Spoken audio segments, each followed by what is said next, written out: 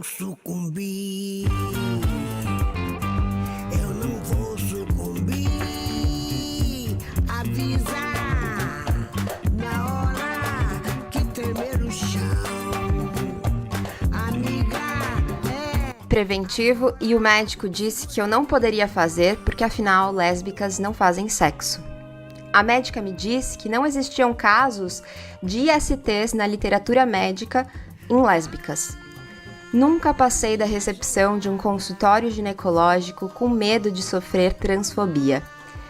Essas aspas foram retiradas de alguns dos inúmeros relatos de mulheres lésbicas, bissexuais e pessoas trans com útero em vídeos no YouTube.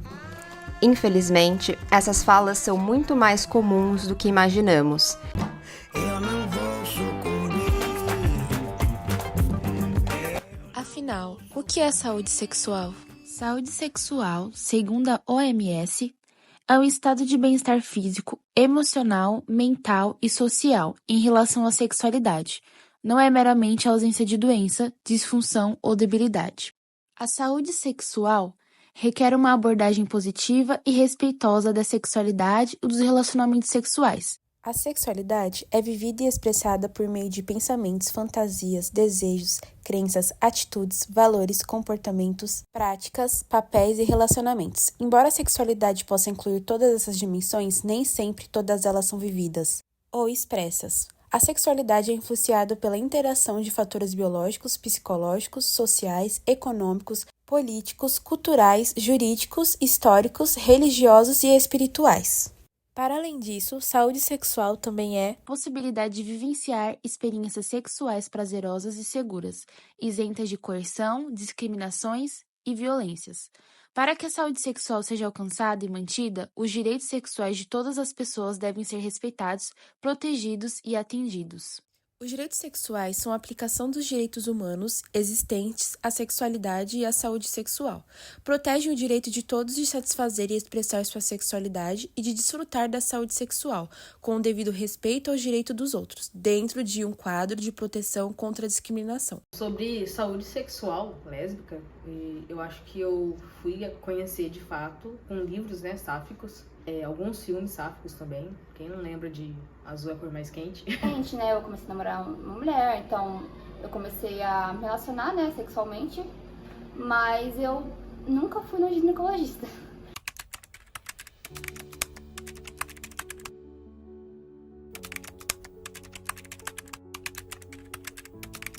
Nunca fui, minha família também nunca me incentivou a ir. Eu tenho receio, eu tenho medo. Também não sei quase nada sobre métodos contraceptivos, nunca usei. Eu sei muito pouco sobre, até na questão dos oferecimentos que o sistema público tem pra gente que é dessa comunidade. Eu não sei nada, assim, eu realmente não sei nada. E eu acho isso muito preocupante, né? Pessoas heterossexuais, elas recebem todo, né, um aparato, saber como lidar com as relações sexuais delas, como se prevenir, e a gente não, né? Então a gente fica meio nesse limbo, tá, tenho que me proteger, mas como eu vou me proteger? Eu não sei. É uma coisa também que não tem informativos sobre, bem poucos na real. Acredito que tem que ser propagado mais sobre esses métodos de prevenção, tá? E realmente, você não vê. Você vê bem pouco, você caçar muito, seguir muita página LGBTQIA+, na mídia, você vai achar, mas... Afinal, como deveria ser a saúde sexual para mulheres lésbicas? É importante entender que a saúde sexual é um direito de todas as mulheres. Porém, esses direitos só serão realmente contemplados quando forem compreendidos que esse grupo em si possui certas características e especificidades, que dirão como que o sistema de saúde conseguirá atender essa população.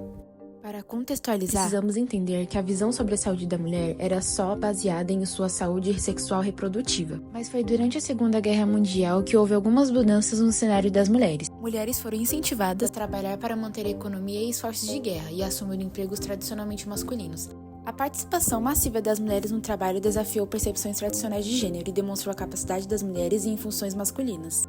No cenário pós-guerra, trouxe uma certa insatisfação das mulheres, pois os homens retornaram e recuperaram os empregos e mulheres foram demitidas ou pressionadas a voltarem ao lar. A experiência de trabalho e a pressão pós-guerra contribuíram para a crescente consciência e organização feminina, fortalecendo o movimento feminista nas décadas seguintes. No cenário do crescimento feminista, o Brasil também foi inserido e começou a ganhar força, questionando o papel tradicional das mulheres na sociedade e demanda de mais direitos, incluindo os relacionados à saúde, para que o seu cuidado fosse além do ciclo gravídico puerperal, abordando também questões de planejamento familiar e direitos reprodutivos. Tendo visto esse cenário, foi criado o Programa de Assistência Integral à Saúde da Mulher, que introduz uma abordagem holística à saúde feminina, incluindo cuidados ginecológicos de pré-natal, parto, puerpério, controle de doenças sexualmente transmissíveis e planejamento familiar.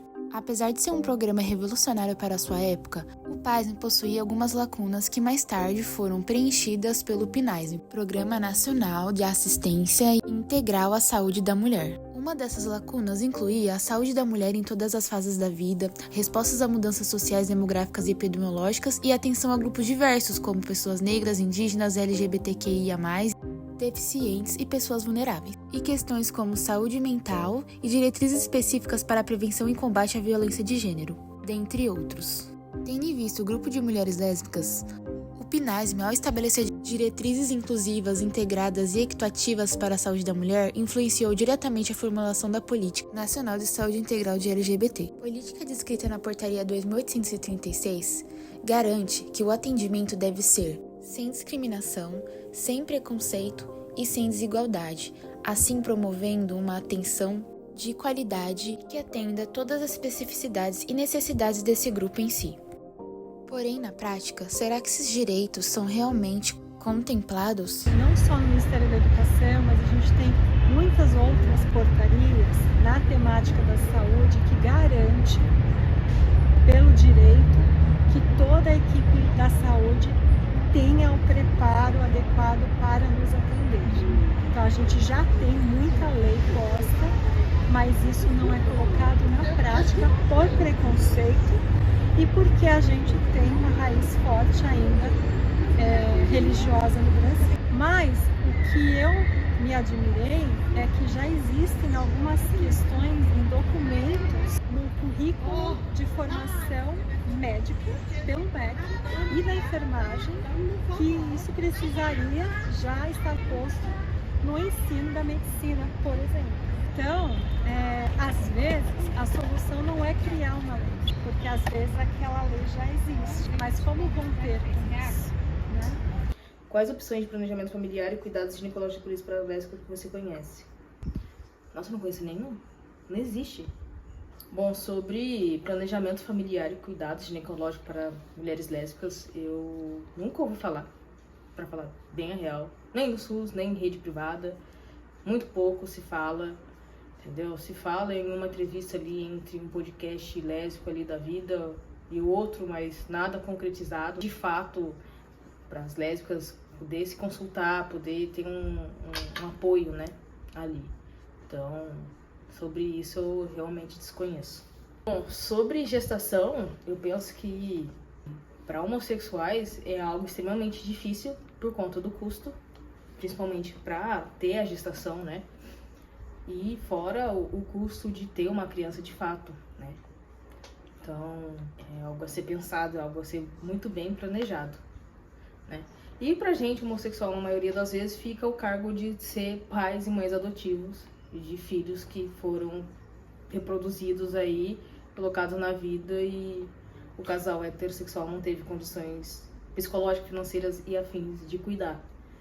E eu acho que é uma parte muito importante também, saindo dessa parte do tópico gestação, é a adoção, né? Que muitas vezes, para um homossexual, vai dar o sentido de família do mesmo jeito, vai dar o sentido de amor, de paternidade, maternidade, de família, da mesma forma que uma gestação. Óbvio que não vai sair ali da mãe de aluguel, da mamãe, né? Mas vai dar esse sentido de felicidade de ter uma criança ali no lar. Um desabafo aqui sobre tudo que a gente falou é que a gente não tem artigo, a gente não tem apoio suficiente de nenhum órgão governamental, de nenhum lado, de nenhuma faculdade, de nenhum centro de apoio, de nada. A gente realmente fica por nós mesmos, a gente fazendo grupo de apoio, a gente levantando realmente a bandeira, levantando a voz, questionando, contando com infelizmente, poucas imagens políticas dentro do governo que temos hoje, né? Mas mesmo assim contando com eles para poder ser nossa voz lá dentro. Então, eu acho que é isso, ainda falta muito a ser feito.